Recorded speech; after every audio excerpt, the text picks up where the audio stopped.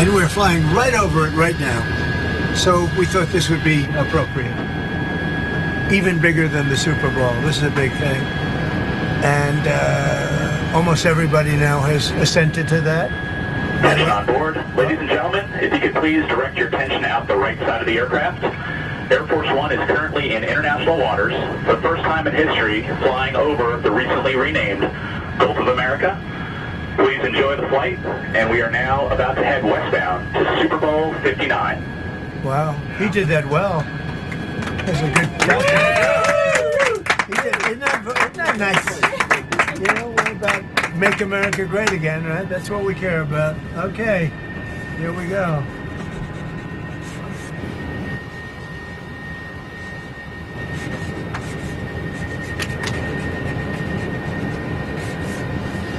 So this is a famous pen now, and we'll put it with something. I'll ask you to do whatever you think we should do with it, Mr. Secretary. Do you want to talk about, Doug, Secretary of the Interior, and also working with Chris Wright on extracting vast amounts of oil and gas and making our country rich? Would you like to say something? Well, with the Gulf of America, this is a historic day. We want to thank President Trump. His executive order is what set this in motion. We signed a secretarial order as Secretary of Interior directing the U.S. Geologic Survey, who is responsible for the database, which is the Geographic Names Informational System. And so just prior to this signing, if you will, the button was pushed. It became official with this proclamation to call today Gulf of America Day. But now it's going out. As we're sitting here right now, our team is calling all the map providers, so Google Maps, Apple Maps, all the map people. That change will take effect this afternoon to Gulf of America. So again, fantastic.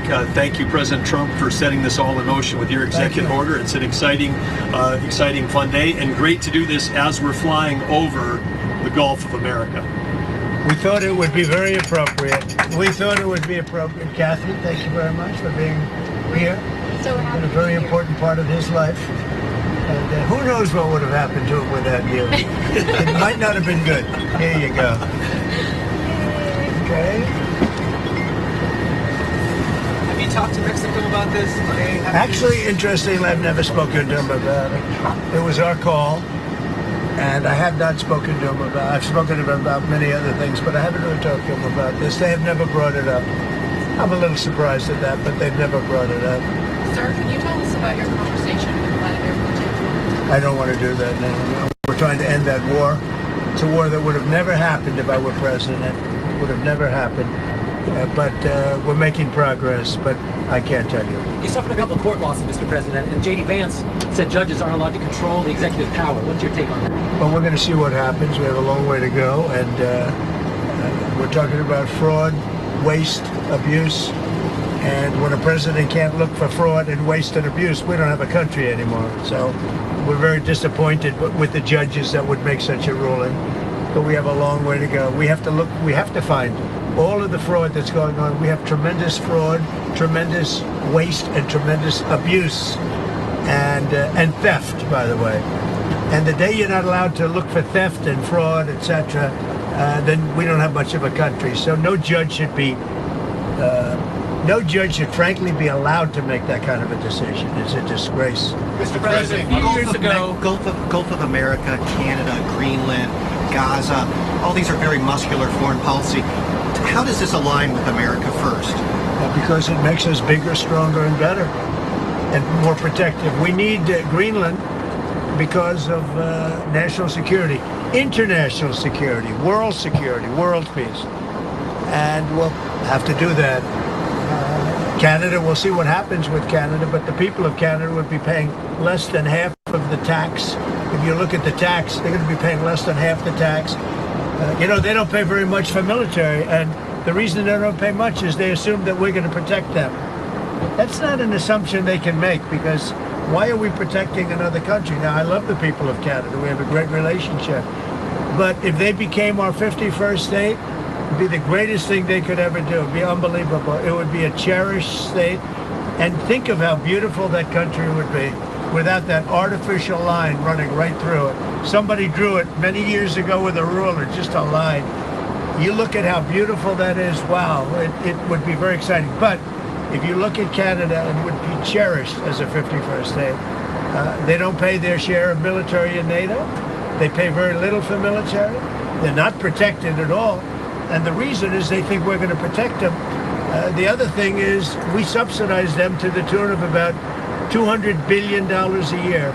If we stop doing that, if we stop allowing them to make cars through tariffs and other things, cars, trucks, etc., what they make, they're not viable as a country.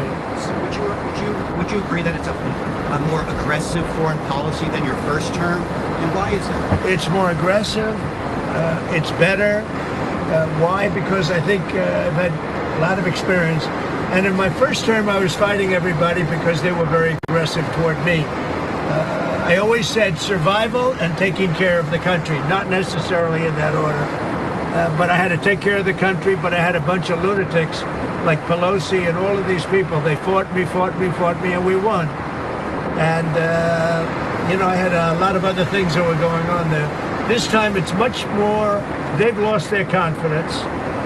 I think they've lost the respect of the American people with, men participating in women's sports, with open borders, with transgender for everybody, for all the things that they're doing is so bad. When you allow people to empty their jails into your country with prisoners, killers, their mental institutions and insane asylums into our country, this is what they're doing. When you allow gang members from Venezuela, but many other countries coming into our country, we're getting them all out now. They've lost their credibility, but they've also lost their confidence. So I have more time to do what I want to do.